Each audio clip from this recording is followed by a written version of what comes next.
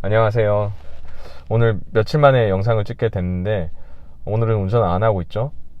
운전을 안 한 이유가 그 전에 영상들은 운전을 하다 보니까 제가 운전에 집중을 해야 되는 순간들이 좀 있었어요.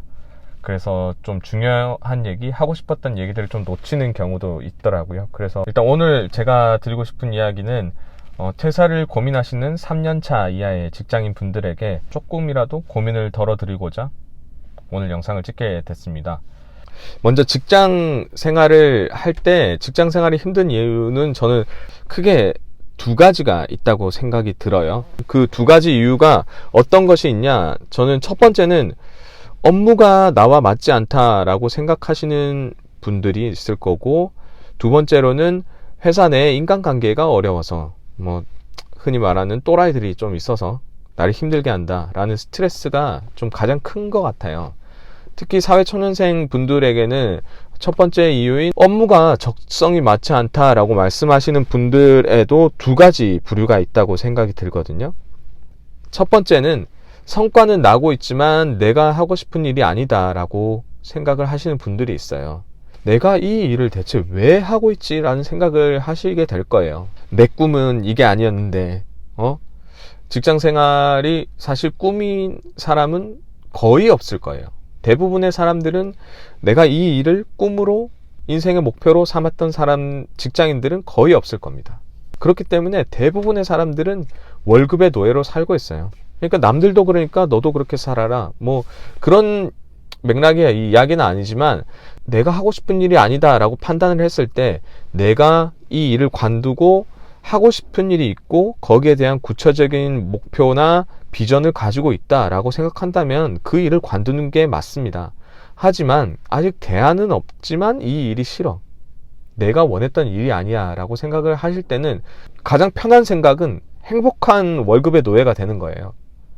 그냥 노동이라는 거에 내 시간을 투자를 하고 투자를 한 만큼 월급을 받아서 그 월급으로 일 외적으로 내가 하고 싶었던 생활, 내가 하고 싶었던 인생을 사는 데 투자를 하면 되는 거죠. 이 월급으로 하고 싶었던 생활을 해 나가고 내가 실현하고 싶었던 거를 이루어 나가면서 내가 삶의 만족도를 높일 수 있다라는 점인데, 이거는 직장 생활 이외의 것들로 인해서 직장 생활의 스트레스를 해소할 수도 있고, 아니면 혹시나 그 와중에 내가 원하던 일을 찾을 수도 있고요. 대부분의 사람들은 적성에 맞는 일을 하지는 않습니다. 그냥 내가 어느 정도 잘할 수 있는 일, 내가 버틸 수 있는 일을 하고 살거든요. 그냥 그렇게 생각하시면 마음이 조금 편할 거예요. 그러니까 여기에 대한 가장 큰 전제는 뭐냐? 성과는 나고 있지만 적성에 맞지 않아 라고 생각하신다면 마음만 조금 바꿔 먹으면 그냥 이 일을 하면서 행복한 인생을 살 수가 있습니다. 왜냐하면 성과가 나고 있잖아요. 잘하고 있다는 의미거든요. 일을 잘 하면서 받는 스트레스보다 일을 못해서 스트레스를 받고 일도 못하는데 나랑 안 맞아? 이게 정말 최악이거든요. 적성보다는 현실에 조금 타협하는 게 스트레스를 줄일 수 있는 첫 번째 방법인 것 같습니다. 업무가 적성에 맞지 않는 분들 중에서 좀 어려운 분들이 성과가 안 나는 분들이에요. 그래서 성과가 안 나서 업무의 스트레스를 훨씬 많이 받게 되는 거죠. 그래서 이 일이 정말 나랑 맞지 않는 것 같아 라고 판단을 하는 건데, 가장 첫 번째로 생각을 해봐야 될 부분은 성과가 안 난다면 이게 내 능력 부족 때문인가 라는 거를 생각을 해보셔야 됩니다. 하지만 이 능력을 부족한 거를 극복을 하고 싶고 부족한 부분을 메우고 싶다라고 하시면 정말 방법은 간단해요. 주변의 선배들, 동료들 일하는 걸 보시고 아니면 일했던 방법 이런 거를 좀 물어보고 그만큼만 따라해도 중간은 갑니다. 못한다고 욕먹진 않아요. 그리고 업무 능력이 떨어지는 게 아니라 내가 하는 업무가 눈에 띄지 않기 때문에 성과를 인정받지 못하는 경우도 발생을 좀 자주 하는 것 같아요. 한국 사회는 겸손이 미덕이다 라고 가르치는 사회잖아요. 하지만 겸손이라는 거는 내가 정말 어떤 일을 매우 잘해서 거기에 대한 칭찬을 받을 때, 그럴 때 겸손하면 됩니다. 그 외적으로는 겸손보다는 좀 내가 하고 있는 일에 대해서 티를 낼 필요가 있어요. 나를 평가하는 사람들은 그걸 지표로 생각을 하게 돼요. 만약에 내가 이게 티는 많이 내지만 일을 잘 못한다 라고 했으면 피드백이라도 많이 받을 수가 있거든요. 그러면 피드백을 많이 받으면 발전할 수가 있겠죠. 고로 내가 하는 일에 대해서 조금 티를 많이 내시고 거기에 대한 뭐 좋은 칭찬 아니면 부정적인 피드백 모두 다 받아보세요. 그게 업무적인 능력을 향상시킬 수 있는 가장 좋은 방법이라고 생각이 드네요. 그러면 성과가 안 나는 두 번째 부류는 어떤 부류인가? 하면은 할 수 있겠는데 내가 하고 싶은 마음이 없는, 열정이 고갈된 부류라고 생각이 드는데, 이럴 경우에는 그래도 좀 구제가 가능해요. 왜냐면 마음에 안 드는 업무가 어떤 건지, 업무가 왜 마음에 안 드는 건지 그 구체적인 이유를 생각을 해보고 이 일에 대해서 그래도 할 만한 일이라고 생각이 든다면 회사의 조건, 월급이라든지 아니면 복지 같은 게 충분히 괜찮다면 조금이라도 신중하게 생각을 해볼 필요가 있습니다. 1년도 안 다니고 회사를 관두는 사람들도 있고, 또 취업을 해서 또 관두고 또 이직을 하고, 자주 이직을 했던 친구가 있었거든요. 그래서 그 친구가 정말 적성에 맞는 일을 찾아서 갔을까요? 아닙니다.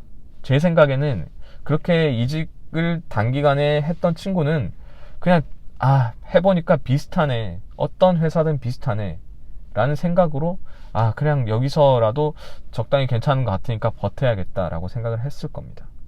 단기간 내에 여러 번 회사를 옮긴다는 건 취업시장에서 단점으로 작용할 수가 있어요. 그러니까 이 일이 왜 싫은지 구체적으로 좀 생각을 해보시고 경력을 여기서 조금 더 쌓아보고 부딪혀보고 그 다음에 맞지 않다면 관두고 이직을 하는 게 맞습니다. 저는 그렇게 생각을 해요. 어떤 회사를 가도 비슷합니다. 그럼 퇴사를 결정하는 가장 큰 스트레스 중에 두 번째는 저는 인간관계라고 했잖아요. 특히 이 또라이 같은 상사, 선배, 무개념 후배 많잖아요. 근데 이런 인간관계에 대한 해결은 사실 정답이 없어요. 그래서 제 이야기를 좀 드리자면, 그 사람들하고 거리를 유지하기 위해서는 내가 책 잡힐 일을 만들면 안 됩니다. 내가 나중에라도 아쉬운 소리를 내가 싫어하는 사람, 나를 괴롭히는 사람에게 해야 될 때가 오기 때문에 그런 상황을 만들지 않기 위해서 일도 좀 열심히 해야 되고요. 내가 하는 일에 대해서만큼은 뭐 어디 내놔도 욕먹지 않을 정도로 내 맡은 바는 다 했다라는 정도만 하시면 사실 일적으로 업무를 준다거나 이렇게 뭐 괴롭히는 일이 있을 때 좀 할 말 해도 됩니다. 왜냐면 당당하니까, 나는 내 할 일 다 했으니까 해도 됩니다. 하지만 내 일도 지질이 못하면서 업무를 넘기네, 개인적인 일을 시키네, 불만을 널어놓잖아요. 그러면은 이 사람은 의욕도 없고 불만만 많은 사람으로 오히려 내가 욕을 먹게 됩니다.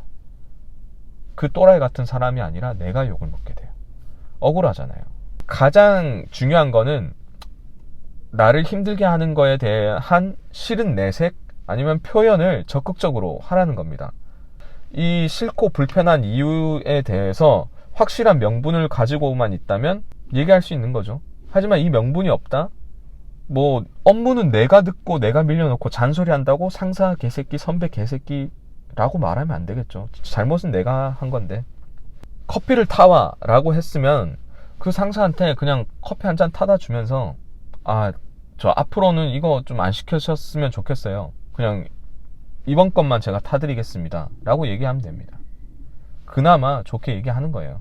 그러면 이렇게 싫다고 얘기하는 사람을 굳이 열정을 쏟아서 괴롭히는 사람은 잘 없거든요. 정말 그런 사람이 있다면 그냥 쌍욕을 하세요. 사장, 매니저 아닌 이상 내가 뭐 그 사람하고 쌍욕하고 싸웠다고 관둬야 됩니까? 아닙니다. 약해질 필요가 없어요. 그런 상황이 온다면 그렇게 하셔도 돼요.